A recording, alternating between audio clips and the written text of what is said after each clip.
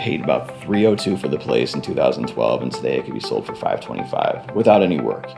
I've made a lot of mistakes myself. It's just part of the game, and that's the best way to learn. If you don't learn something from your mistakes and it was a complete waste, there's a reason my job's not a 9-to-5 job. It's so I can be able to help people 24/7.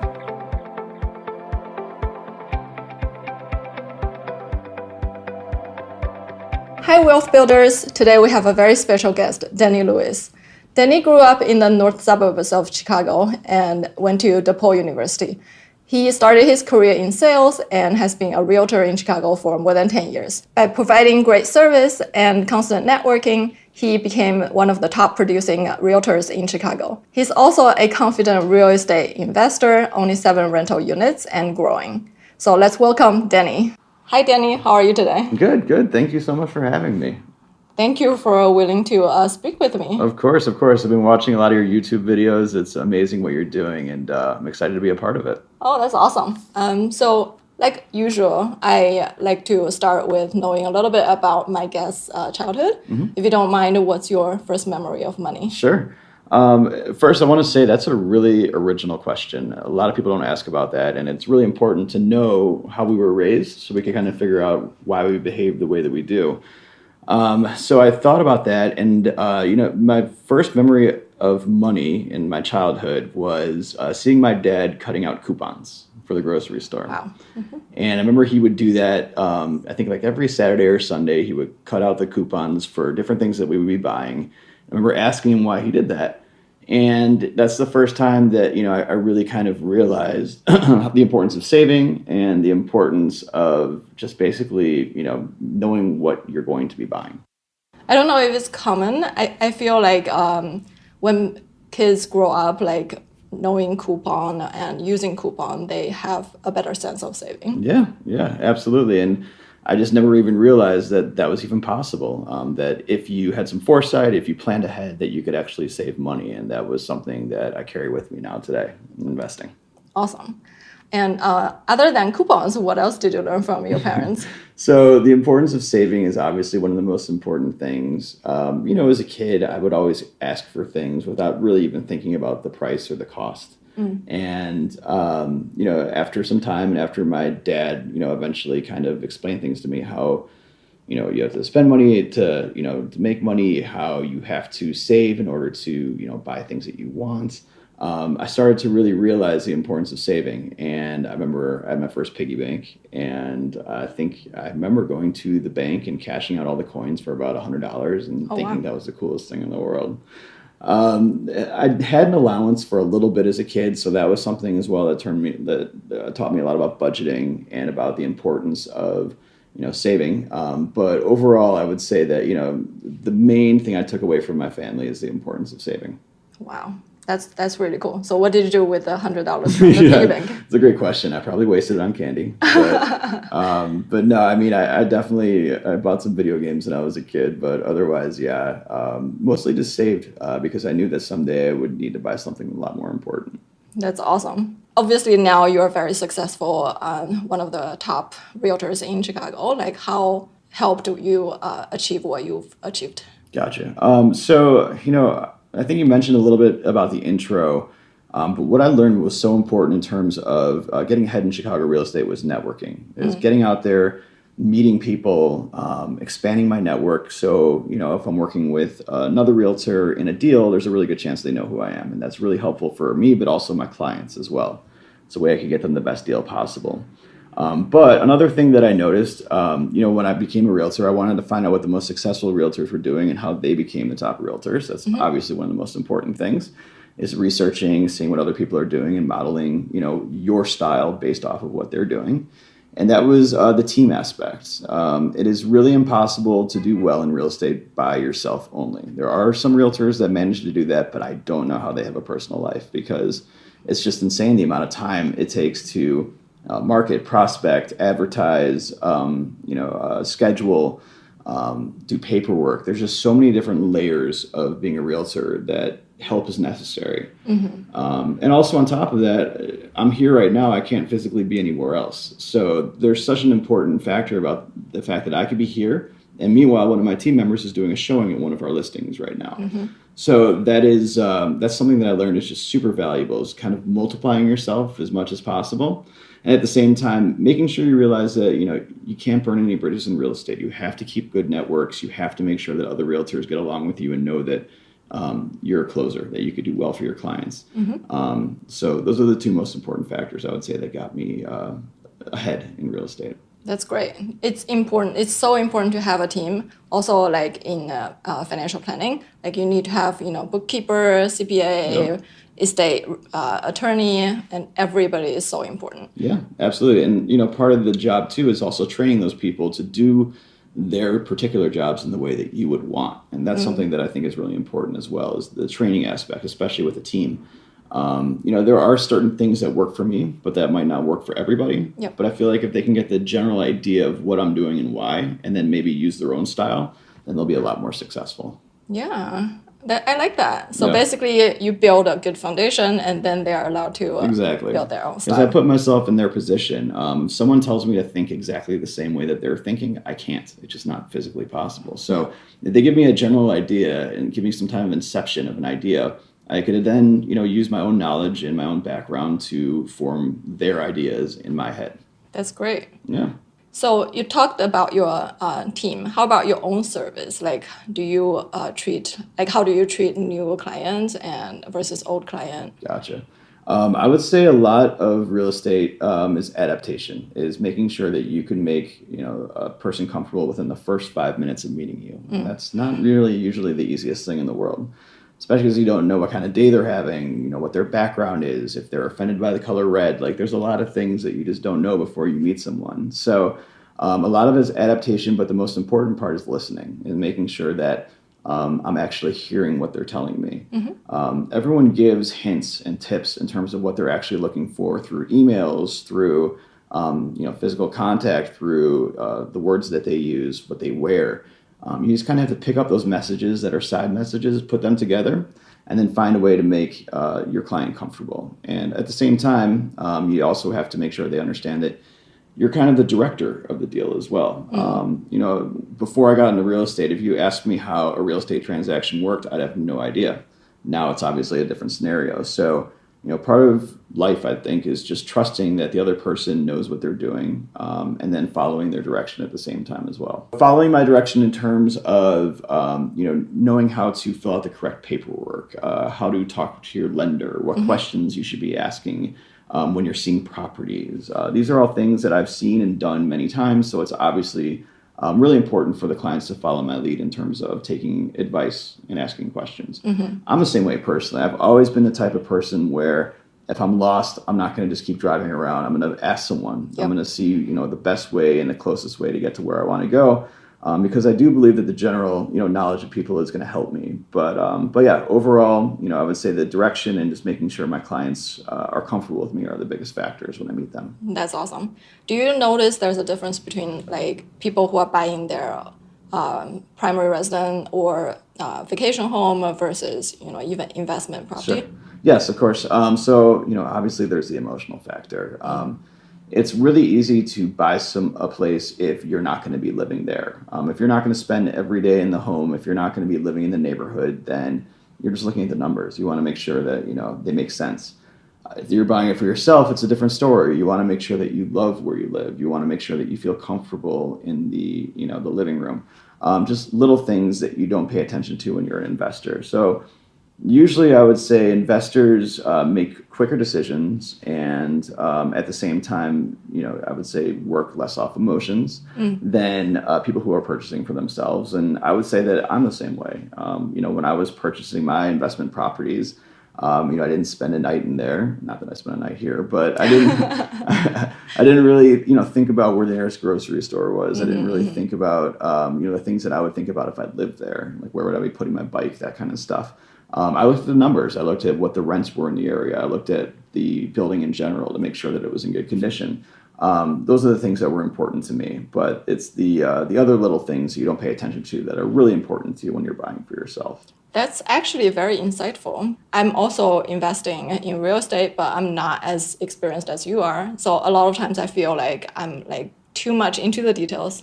I'm like too much thinking from the perspective of the renter. Yeah. But the renter could be many different kinds. Exactly. So it's actually better just to focus on the number and make rational decisions. I would say that works for most investors. I would say absolutely. At the end of the day, you don't know what someone prefers, what they want. You could think they want something, but it could be the exact opposite because we don't even know who they are yet. So focus on the numbers, the location, the things you can't change, and then eventually you'll get the renters that you want. Awesome. Do you see a rise in short-term rentals like Airbnb? Not well per se, yes, but not as much in Chicago because Chicago is especially the buildings in Chicago are very anti-Airbnb. If any investor asks me, hey, what's a building in Chicago that I could, do an Airbnb, I won't have an answer for them because there really aren't any. And I've done a lot of research and looked at a lot of websites and called a lot of buildings, and they absolutely don't. It makes sense. I mean, if you own in a building, you want to make sure that the people who are going in and out aren't, transients, aren't people who are like hotel guests. I completely understand. So that's why it's really hard to do that in Chicago. But there are ways around it. And the ways around it is by buying a multi-unit property. When you buy a multi-unit property, you own all the units in the building and you can do whatever you want with them. I've had a couple of clients that I did that as a Airbnb investment. I live very close to the United Center, and my clients bought very closely to me. And they basically used it for United Center games and events, and had great success doing it. That's great. At the same time, made the building nicer, put really nice furniture inside of it to make it look great in pictures as well. It turned out to be a great investment for them. I think they bought it in the high 5s and sold it in the low 7s, maybe like 2 or 3 years later. Airbnbs are going to be just multi-unit buildings. They're not going to be with regular buildings. So what about single-family homes? Single-family homes too. Single-family homes, you're going to have a much higher rate in terms of what you can get for the night. Yeah. But I would say for the most part, you're not going to get a lot of single-family homes in this area. The further north you go, or the further outside you go of the city, that's when you have more of that availability. But here, in the West Loop in general, there's probably 20 single-family homes in general. So it just depends on the location. It's developing so fast. Yes. How about yourself? Like, how do you make investment decisions? So me personally, I base my investments off of just the experience that I have when I go out and see places. It's really important to kind of get an idea of what neighborhoods are coming up. Where you can get the lowest prices today, but likely down the road, can sell for a lot more. And I would say watching and learning from the mistakes that some of my clients have made and some of my other friends who are investors have made as well. And, I've made a lot of mistakes myself. It's just part of the game, and that's the best way to learn. If you don't learn something from your mistakes, and it was a complete waste. For me, it would just have to be an area that I feel like is going to be a long-term good investment, something that can get good short-term rents in for now, and something that doesn't need a ton of work. Obviously, you don't want to buy a place and then put a lot of money into it to fix it up to where it should be, unless you get it for a really low price. Yeah, exactly. Otherwise, it's mostly location for me is the most important factor when looking at my next place. Location is definitely the biggest factor. As a real estate investor, you don't want too much risk. So definitely location is the biggest factor, I would say. Yeah, absolutely. Within one certain geographic location. Yes, absolutely. What about between cities and states? Do you have any investment outside of Chicago? So I'm thinking about it because I just paid my tax bills and they're not fun out here, that's for sure. But there's a lot of opportunities out of state. I figured that I would want to pick a state where I feel like I'll be visiting a lot more often. So makes sense. I do have friends who are investors who, get, multi-unit buildings in Kentucky or, Louisiana, areas that they might not visit as much. But me personally, I would probably want to pick somewhere in a warm weather, warm climate, somewhere that I could visit. But at the same time, obviously has good, rental capabilities as well. Yeah, definitely. Yeah. I think a lot of people probably buy something with the expectation that they will use it for a few days out of a year. Yeah, exactly. So that's why I would want to pick an area that I would want to go to. But every state has different benefits in terms of their taxes and property taxes, et cetera, except for Chicago, except for Illinois, I should say. There's a lot of good opportunities to buy, especially in Michigan too. Some places not too far. Yeah, not too far. It's, you can get a really low price, and taxes there are a lot less than here. Yep. I think funny Funny thing is that my husband used to live very close to campus at Notre Dame, and they used to rent it out probably like 14 days out of a year, just on the home game weekends. Oh, sure. Yeah. Absolutely. And then that would pay for half of the rent. It's crazy. It's a good deal. How did you start having the idea of investing in multi-unit families? So the idea came from just watching my clients succeed, make money. Mm-hmm. A lot of them, like you. Can I talk about your deal at all? Yeah, of course. Okay, gotcha. All right, so I'll start over again. Watching my client successes. For you, for example, you and Wyatt bought an amazing place in a great location. It was Wicker Park. It was a great time to buy as well. It was mid 2000s, early 2010s. Yeah, 2016. 2015, 16, yeah. Yeah. It was a great time to buy as well. And then you got a great opportunity when you sold and moved on because of that location. It was a great area. You had a school really close to it too. Watching my clients do well in these multi-unit scenarios, if they were living in one and renting out the other or renting all of them, it was something that I felt like I had to be a part of. And plus, if you think about it, you're owning the same piece of land that you would own with a single family home, but you're getting, twice the amount of income because you have 2 properties there or 2 or 3 units there or whatever it is. The fact that you could own, more than one piece of property in the same land is a really valuable proposition. Mm-hmm. Having that income every month was a great benefit. Having that check that is just coming in and not having to worry about it was one of my favorite parts of owning a multi-unit. Yeah. So one thing very specific to Chicago is that Chicago has a very favorable rent-to-buy ratio. Mm-hmm. Compared to a lot of the big cities like the Bay Area or New York, it would be easily 20. And Chicago is still around 12 to 15. Yeah, that's probably pretty accurate. Yeah. And so the rental properties in Chicago are probably still generating positive cash flow if it's multi-unit home, right? Mm-hmm. Yeah. Yep. If they're multi-units, if the rents are obviously above market rate or at market rate, even you could do pretty well. But the most, I would say, expenses are going to be involved in maintaining the property, taxes, mm-hmm. Insurance usually is a little bit more expensive with multi-units too. Yeah. And it's very important to get a good insurance plan. I've learned that the hard way. There's going to be a couple of expenses, but at the same time, the rents are always really good here in Chicago, so you're usually going to wind up in the green. Mm-hmm. Great.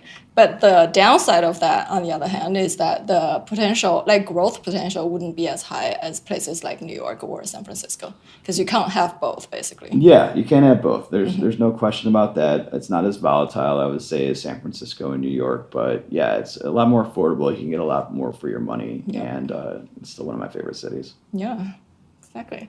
What's your biggest money success? My biggest money success was the 2-bed I purchased in 2012. It was just the absolute best time to buy. Rates were really low. Prices were insanely low. And I picked a building, or a unit, I should say, in a building in a great location in the mm-hmm. West Loop.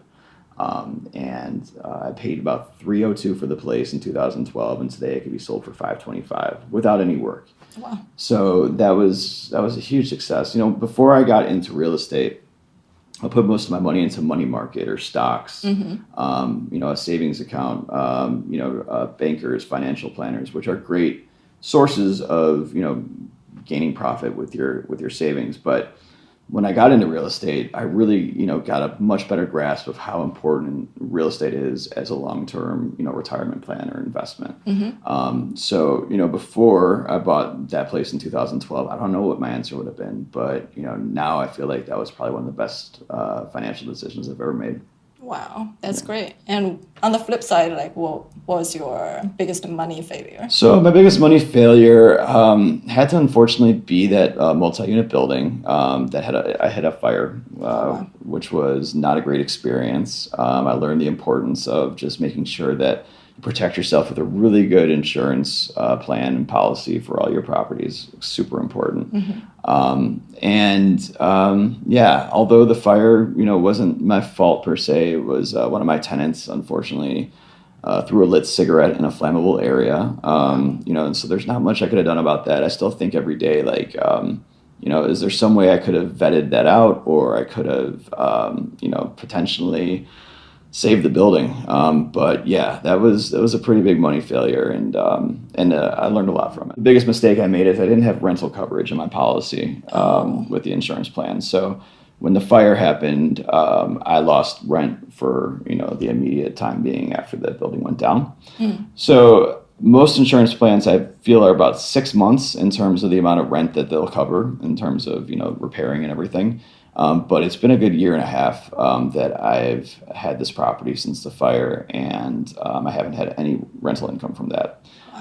So yeah, while if I had protection, it might have helped for a little bit. After a certain period of time, I think that would have run out, and I'd be in the position I'm in today.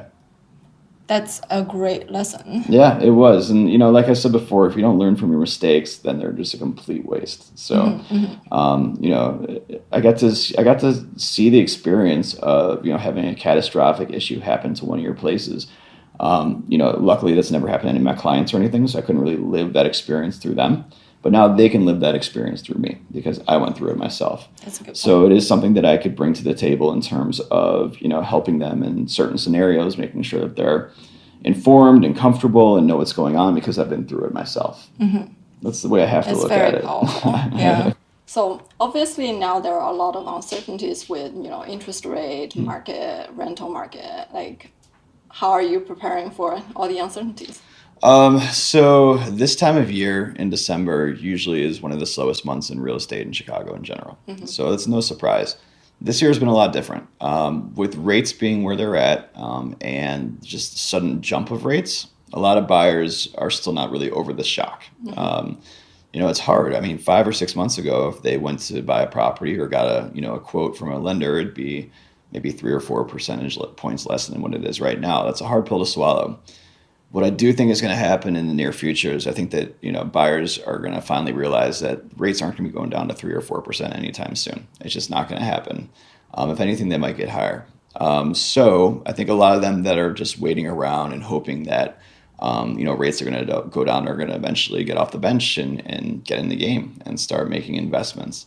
But yeah, I would say me personally, a lot of it is just kind of making sure that my clients that I currently have worked with are happy and feel like they're getting the attention they deserve. So referrals are a big part of the game, but also just preparing myself with a new website right now, a lot of new social media, trying different social media ventures, and also a new website as well. But preparing my clients and myself for 2023 at this point. Yep.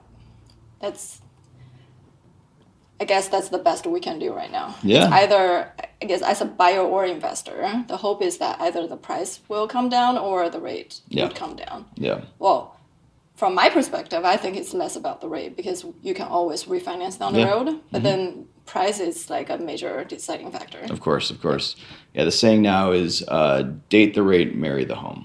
Because you might just have the rate for a little bit because you could always refinance down the road. But yeah, you want to make sure that the home you buy is at a good price. So to help our audience out, like if you will go to for example, a different state, how do you pick your realtor? That's a great question. So one of the first things I do is I look at reviews. It's really important. Just like when you go to a restaurant, you want to make sure that you pick the best restaurant in the area. You got to see what other people have said about working with that person. That's one of the most important factors that I would choose. Once I do pick maybe like 3 or 4, schedule a phone conversation with them and ask them just, realtor to realtor type questions. Like, what are you seeing today in the market? In terms of your office, where do you see yourself in terms of a rank with the other realtors in the office? Are you the top producing realtor? I want them to be honest about that. How many clients are you currently working with on the buy and sell side? How many listings do you have? If they have listings, do you show those listings? It's just really important questions to me that will tell me how hard they're going to work, how much they know about the area, and how much they care about their clients as well. So yeah, you got to start by looking at reviews and then narrow down after there with questions. So basically customer service and 100%. Also their experience. Yeah, it's also really important to see how quickly they get back to me. That's a really important factor as well. I want to make sure that if I'm working with someone that I feel like I can, call them or hit them up with any question that I have at any time. My clients feel like that with me. And I want to make sure they always feel that way because that's what I'm here for. There's a reason my job's not a 9-to-5 job. It's so I can be able to help people 24/7. So yeah, that's also really important too, to see how quickly they get back to me and how responsive they are. Related to that, have you ever had like ridiculous or like extreme requests from your customers? Yeah, of course. Yeah, I would say there's some clients that when I say that they could call or text me anytime, really took that to heart and really did that a lot. And sometimes you do have to set boundaries because you do want to have a personal life and you do want to make sure that, every time someone has a random thought in their head, the first thing they do isn't pick up, the phone and talk to you. We want to make sure that they have ways to, maybe answer the questions themselves or use Google sometimes is really helpful. But yeah, of course, there are some people that take advantage of that. But the thing about real estate transactions is we're not going to be working with them for years or, for the rest of our lives. It's going to usually be like a 2 or 3 month process that we're working with these people. And at the same time, they're making probably the biggest financial decisions of their lives. Yeah. So I want to make sure I take that as seriously as possible. Yeah. But that said, yeah, sometimes if you want to, call me and ask me, where a movie theater is, it's probably a good Google first. Yeah. So. Yeah. I think, I've never thought about asking a realtor, like, what's a good movie theater? I mean, some people are newer to the area, and I get it, and they don't really know, and they want to get an idea of, where's a good restaurant to go, et cetera. But yeah, I mean, my expertise is in real estate. If I make a bad restaurant, suggestion, I'll feel pretty bad about that. Well, actually, that reminds me. When I was asking you for like a recommendation for like a property manager, and that was like in the middle of the night, it was a very dire situation. And I was really glad that you helped me. Oh, of course. And that's different. That's something I could help with. It's real estate related. One last question. Shoot. What would you say to people who want to get into real estate investing? First off, I would make sure that you have a really good lender. I'd say that's the number one thing I think of and the number one most important thing. You can't really make a good financial decision if you don't know your own finances. So you want to make sure that you know exactly what your numbers are going to look like, and you want to make sure that they're something that you're comfortable with. So the first step before anything is talk to a lender or a banker or just a financial advisor, a planner, or something like that to get an idea of what your goals are. And then once you have an idea for numbers, at that point, definitely contact a realtor. As an investor, you don't pay anything to have a realtor. There's no reason why you wouldn't want to have someone with the extra help and advice they could give you, and also, take care of the paperwork and do all the things that are, pretty challenging to do yourself. So yeah, hiring a good realtor who knows, the multi-property market, knows the area well, can answer your questions and has inside track to properties that other realtors might not have access to. That's another really important factor as well. That's the next step I would take. So first, talk to a lender. Second, talk to a good realtor. That's awesome. How do you tell if a realtor has insider information or not? So I would ask them if they could send me off-market properties. Okay. One of the features of working with me and my team is, since I'm a top 10% realtor in the city, I have access to a website called the Top Agent Network. Okay. And on that website, basically, us realtors send out listings to each other before they hit the market to see if we could sell them. I think they say out of all Chicago real estate, I think 10% of the top 10% of realtors do 90% of the business in Chicago. So that's super important that top 10% has access to, your listings before they actually go on the market. And for my sellers, that's helpful because we can test the market. We can get an idea of what we could do at different prices. We can price a little higher and see if people bite. We could see if we get no showing requests. And if that's the case, we probably want to price it lower once we officially list it. But it also shows how much your realtor has in terms of networking. Like, how many people do they know? How many other realtors want to work with them because they know that they sell? So that's another really important feature about working with realtors who have access to off-market properties. Wow, that's great information. Of course. I never thought of that. It's really important. A lot of it's behind-the-scenes stuff. You want to make sure that the person that you're working with has your back, but when you're out to dinner or when you're doing things for your own personal life, that they're actually working in your best interest.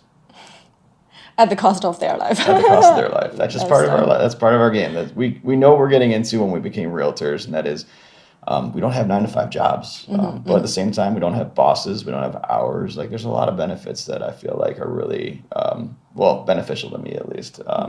I'm someone who could never work in the corporate field. Sitting at a desk for 8 hours straight just was never in my cards. But a lot of people love it and love the security of it and love having the security of a guaranteed income. And I get that. But me personally, I'm the type of person that works better when there's everything at stake. When you have no salary, that is probably when I really just need to get off my butt and work. And I love that. You like the challenge. I love the challenge. And you like the return too, right? I do, yeah. There's a lot of benefits. There's a lot of negatives as well, of course. But at the same time, having no ceiling and having, unlimited potential is something that just attracted me to real estate and kept me here for more than 10 years now. That's great. Thank you so much for sharing your stories and your expertise with us. So thank you so much for having me on your channel. It's so cool to watch you do all these different interviews with people in different fields. And I feel like I learn something every time I watch them. So I really appreciate you having me on here. That's great. Thank you. Of course. Right. I hope Danny's story inspired you to start your journey to financial security and freedom. If you have stories to share, please let me know in the comments below. If you want more stories and strategies to live the life you want, please don't forget to subscribe to Invest with Prudence. We upload new episodes every Wednesday. We're also available on your favorite podcast platform under Invest with Prudence. See you next time.